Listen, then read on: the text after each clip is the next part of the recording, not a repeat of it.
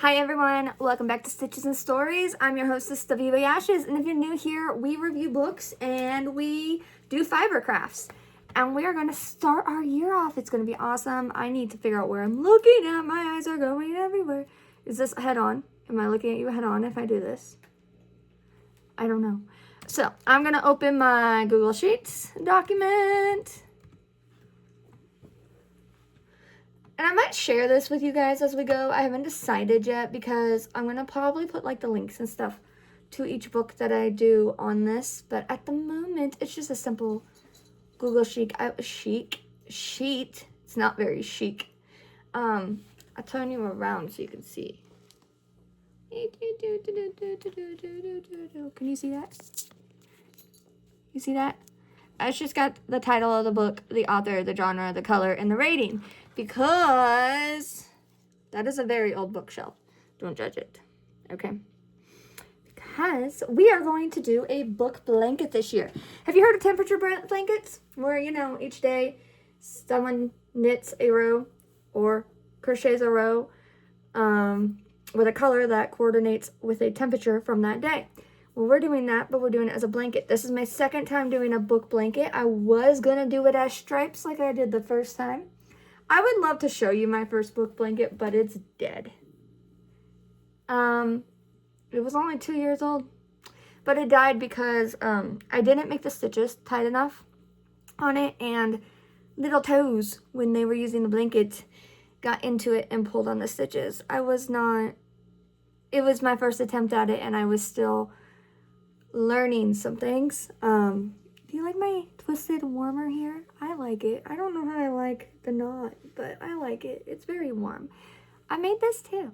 But anyway, so I was going to do stripes again this year, but then I decided I wanted to crochet it, and I was like, oh, I can crochet stripes because crochet makes it extremely warm, and I'm working on a crochet blanket for a dog, and it's very thick and heavy.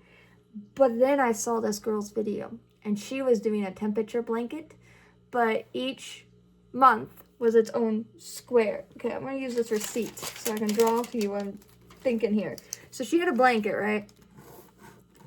And she had 12 months. That's 4 times 3, so that's 12, right? So this is what her blanket would look like. Each month was its own square. January, February, March, April, May, yada yada. But inside each square, each day, was its own also square. Like this. So each square ended up like this. So I was like, I bet I could do that concept on a bigger scale for our book blanket. So we had recorded this video one time. I didn't like how it turned out, and I was debating if I was going to post it or not. And then I decided to frog the blanket anyway and restart, because now we're doing this pattern instead of a stripe. And so we have yellow here because our first book is going to be yellow. I'm using all this old yarn that came from my grandma. My grandma no longer crochets or knits, and she had a bunch of yarn from when she did. And so she gave it to me, and then it turns out some of the yarn in this bag of yarn was actually my great-grandmother's. Like, I have 2 schemes, well, scheme and a half now because I got in a fight with one of them. Long story, makes me mad. I was trying to make one of these, but the yarn, 2 attempts down, and I decided I'm not doing it. But anyway, scheme and a half of yarn from a blanket that my great-grandmother made my mother when she was a child. So if you do the math, some of the yarn that I'm using is over 100. My grandma is in her 80s, 70s, 80s. Somewhere up in there, I forgot. And so, yeah, this is old yarn. But it's all Red Heart that I'm using, and I'm doing Red Heart on purpose because I feel like even if this yarn no longer exists, because the one that my great-grandma used no longer exists, apparently it retired in 1980-something. 1986, I think is what I looked it up, is when the color had retired. But even if this yarn no longer exists, I'm confident that with Red Heart's array of colors that I'll be able to find one close enough. Now, I don't think I'll be able to find one that's this thin. Personally, I don't like this thin of yarn. but it's gonna work for what I'm looking for, and that's okay. Old to new, and it's gonna be great, and it's gonna be great because it's just a blanket for myself. And the colors I'm using, as I said, are all old ones, but they're also actually happen to be the same yarn colors that my grandma used on my baby blanket when I was little, and so it all is gonna tie together in a fun way. And so I've started my square. It's not quite a square yet, but I started my inner square. After this, each round will be like 1 or 2 rows of double crochet around it, but I wanted to get the center of this done. This is 11 stitches across. I did 11 because I know I always end up dropping my first stitch, so it's actually tennis cross, and it is a size 9mm hook with really thin old yarn. It's Red Heart, that's all I know, guys. That's all I can tell you. I know it's from a baby collection, and it's Baby Yellow is what I'm calling it. So our first book is Spring Broken. It has 2 authors because it is a graphic novel. Adam Bryce Thomas and Josh Trujillo.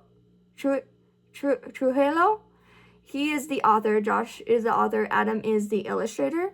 It is a comic book, so we're giving it the graphic novel genre because they all just, graphic novels are just comic books that are bigger. All right. And we are, of course, giving it Baby Yellow color. This book, I rated 5 stars. It's hard to rate a comic book, in my opinion. And we are throwing out our rating system this year. Last year, we used like a little pie chart. But I wanted to see if it helped I did it because I wanted to make sure that I was reviewing books fairly, because I've been told I'm too nice of a reviewer by some people. I've gotten messages that are like, hey, this book that you reviewed, other people would have gave this a 2-star, but you gave it 4-star. And like, I know you know the author, but that's not fair. And like, I just reviewed it because I liked the plot, guys. Most of the time when I review books, personally, it's based on plot because I read books based on plot. Alright? I will downgrade ratings if it has distracting grammatical mistakes and stuff, but overall, it's basically my enjoyment level. Yeah, so we're going to see if last year's effort to make me more of a critical reviewer paid off this year by throwing the book out the window and reviewing it on our own terms. And you're gonna be like, Ashes, a 5-star review right off the bat, that doesn't seem like anything worked. Yeah, I know.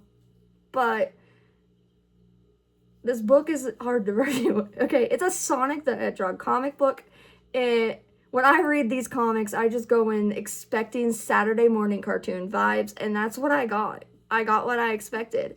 Literally, the plot is Sonic gets talked into going to a spring flower festival with Tails because Tails wants to go, and Sonic doesn't seem too keen to be there, but he's all like, all right, my brother wants to go, so I'll go with him. And he ends up there and he sees Amy, and turns out Amy's judging this flower competition, and Silver is competing in the flower competition, and so is Espio and a few other people. And he's like, well, I'm here, might as well watch it.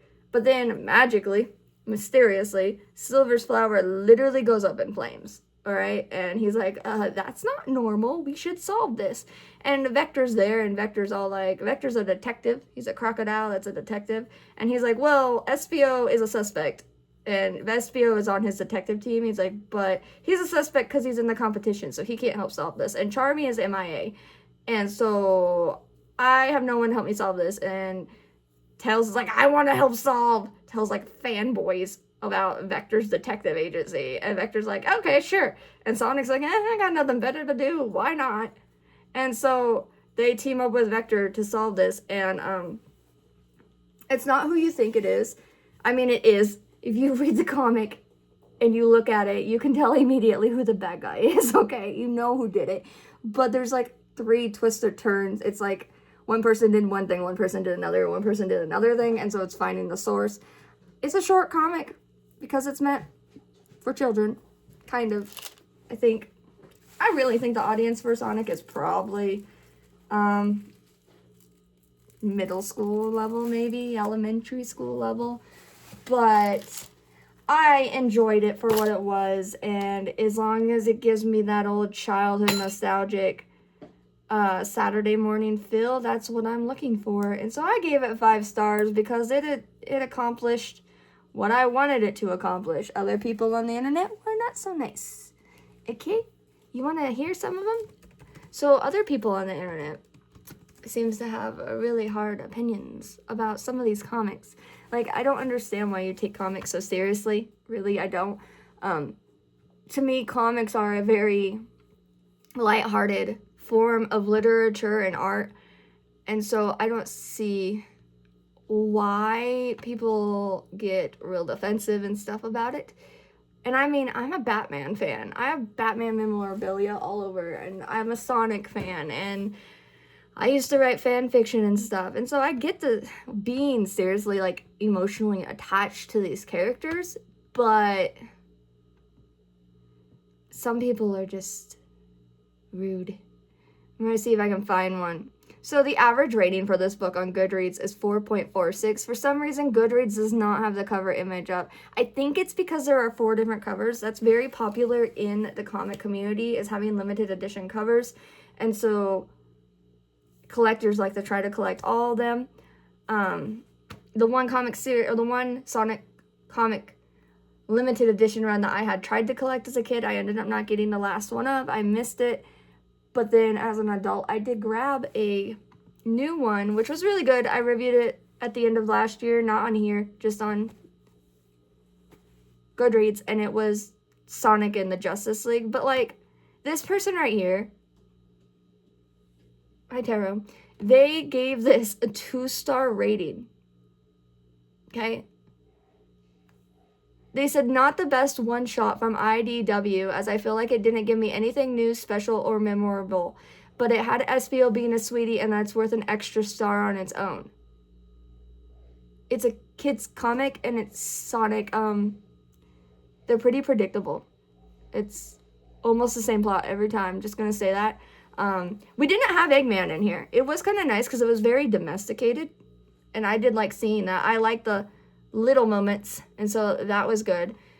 But yeah, most people say that it says there's 19 5 stars, 4 4 stars, 4 3 stars, 2 1 stars on this. And so, I mean, it looks like most agree with me, but some people take it really, really seriously.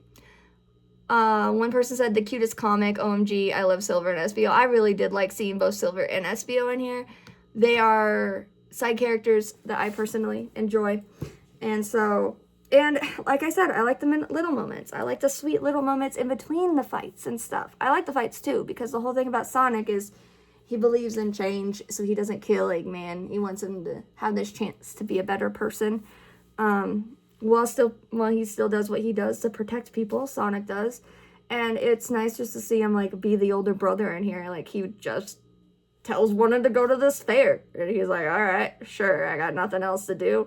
I get a chili dog. That kid lost its balloon. I'll help the kid get a balloon. It's literally just a hedgehog in this case, but a person being a person. And sometimes we need reminders of that. And so I like this comic. If you have young kids, they'll probably like the comic. If you enjoy illustrated work and smaller stories with wholesome feels, I do recommend the Sonic comics. On this topic, since I didn't review it on here, I do want to talk about briefly the Sonic the Hedgehog and Justice League run was a 5-part series that was a limited edition run. My sister my sister and I and our niece wanted to read this. My sister was going to pick up the first book at Game On in a town over, because we love the Game On in North Platte, Nebraska, because shout out to them, and they have the best workers ever. They're always willing to help. They're always nice. They answered my questions about how to play MTG. I was asking about a card for a deck because I like Forest, and they were all like, yo, Forest is more of a support deck. You should probably consider putting Plains or something in it. Turns out they're right, okay? Like, they are so nice, and they are amazing, and they get hyped about your hobbies with you. And so we took a trip there when her and her boyfriend were up for Christmas, and she picked up the first comic, and the guy's like, hey, unless you really want to hunt that down, you could just buy the collection. And we were like, you have the collection? He goes, yeah, we have it in the graphic novel. And comics in and of themselves usually run about $5 each, okay? the novel for 5 of them was about $20. So you were getting about 1 comic free. All right, so it was cheaper. And so she picked up that, and then she read it, and she gave it to me, and then I read it, and then I gave it to my niece. It is a perfect, superb Sonic the Hedgehog comic. 100% Saturday morning feels. I know I say that a lot, but to this, that's what it means to me. 100%. Very wholesome, very nostalgic. It is not a good Justice League comic, okay? Justice League tends to have darker vibes. I liked Batman in it. I liked the connection he made with Shadow. I liked Wonder Woman and Amy's connection. I really enjoyed Cyborg and Tails' connection. Flash and Sonic had this fun little rivalry going on. Knuckles and Superman kind of made sense to me because of the strength aspect. But at the same time, I'm sorry, but Knuckles doesn't fly, does he? Am I wrong? I could be wrong. I thought he glided. I didn't think he flew. Okay, and they show him flying several times in the comic, which I was able to look over. Like I said, good Sonic comic. Things happen that it's whimsical. Anything can happen that they want. But Superman's eyelashes were so anime pretty that it pissed me off. I'm not even gonna lie. He looked too pretty. I was like, who is this little F-boy? And why is he in the Justice League? Okay? Like, I know he's a Boy Scout. But it wasn't done in Justice League style. They took the Justice League and did it in Sonic style. And it made Superman's eyes look really super girly pretty. And, I mean, pretty eyes are great, but it just threw me off. And if you're looking for Justice League vibes, that's not the comic series for you, because it is not Justice League vibes. They're fighting, what's his face? From Apocalypse. Dang it. He has all the demons and the mother box and the father box and all them. Lobo's involved.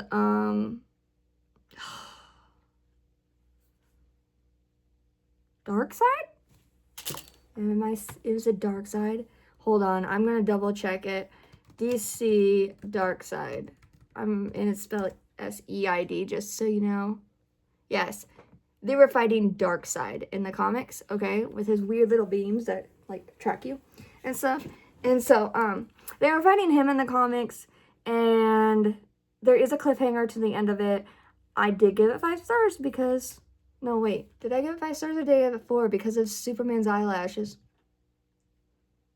I know that seems like a really petty reason to give it 4 stars. I'm aware of that, but it really irritated me. I found it super, super distracting. Goodreads. I'm gonna go look it up so I can tell you for sure what I gave it. People were rough on this one. Alright, you could tell that there were people reading it because it was Justice League, and you have to go into it as a Sonic comic, not a Justice League comic. DC Sonic the Hedgehog. The collection. Yeah, it has an average of 3.78 stars online. I gave it 5 stars, so I didn't take away for Superman's luscious eyelashes. But yeah, I gave it 5 stars. Other people it's saying that there's 143 ratings, 40 reviews, average 3.78. Ooh. The most rating is 53 people at 4 stars. 0 people gave it 1 star. 12 people gave it 2, 43 gave it 3, 35 gave it 5. This person who gave it a 2 star says, I guess it's okay read for young readers and Sonic fans. If you happen to be both, even better. But for everyone else, I don't think it has much to offer. Basic plot, very simple dialogue. If you want to shut your brain off for a bit and read something light to pass time, this will do. Yeah, okay, I think that's what the point of this is. I really do. I think it's just a chill read. The guy at the store was like, it's our childhood. And he's not wrong. It's like a 15-minute Sonic episode is what it feels like. Everyone's like, it seems like it's aimed at younger readers. I would agree with that. And the reason I would agree with that is because of the fact that they took Justice League and turned him into a Sonic series. All right? Sonic the Hedgehog is more for younger readers, while DC in general is darker themed, and so it's more for older readers. But if you've seen the Justice League cartoons, those are geared towards younger readers. So I can see why the crossover happened, and I liked it. When we were younger, we used to play this game like, if this person was in this universe, who would they be? Yada yada, right? And so this kind of fulfilled that little fantasy. And so I think it was good, but that's kind of just a little bonus review. It's not going on our little blanket because it's not read in this year. And I'll try to throw some bonus reviews in throughout the year because I know I missed several. I don't think we talked about Remarkably Bright Creatures, did we? Did we talk about, we didn't talk about My Sister the Serial Killer. We didn't talk about The Truth According to Ember. We didn't talk about Say a Little Prayer. That one we probably won't. Simply because the book made me mad. I don't know if I can talk about it without exposing secrets to people, is the thing. Because it touched on some religious trauma that I have that came from being a pastor's kid. And some people who watch this know who I am, who know who my dad is, know the church that they pastored, and then might be able to put pieces together. And I don't know if it's a good idea to talk about it. I mean, we're no longer part of that church, but opening a can of worms, you know what I mean? So I don't know. But it was a good book, so I do recommend it. So I have to let you guys go. I have to go pick up some kids from school because they have an early out. But that is the first section on our 2026 book blanket. And I believe it's double crochet. I could be wrong. I'm still learning. I like this knit. Oh my god, I love this stitch. And one of the reasons I did crochet before I went is so I could do this. It's not on my needle. My needle can be used for other things. I just have a little stitch marker and I can come back to it when I want. And that makes me happy. Because then I don't have to risk snapping and stuff. Although my aunt gave me all these amazing needles. I'm going to show you. I need to go. There are children. But oh my gosh, I got to show you this. My aunt sent me a gift because she loved me. And look.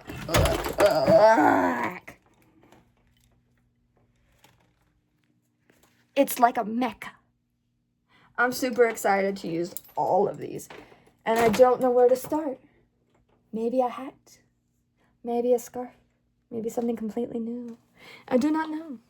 My dad told me he remembered his mom, my grandma, making him mittens and stocking caps as a kid. And I haven't made mittens before. Maybe it's something I should try. Socks were a fail. Maybe we'll give mittens a try. Anyway, I hope you guys have a great day. Hopefully the next book we'll be reviewing will be Sunset Dragon by Jenny Burke. Whoops. That's her real name. Sorry, guys. Omit that if she doesn't want you to know. Sunset Dragon by J.S. Burke. Okay? I don't think she cares. She has profiles on both names. But hopefully that'll be the next one we do, which will be fantasy-based. And since it's fantasy, it's going to get a color that I have a lot of, and it's going to be my favorite color. So we're going to do a sparkly pink, because I love pink and I love glitter. There's never such a thing as too much glitter. So I will see you guys. Have a great day. Bye, souls.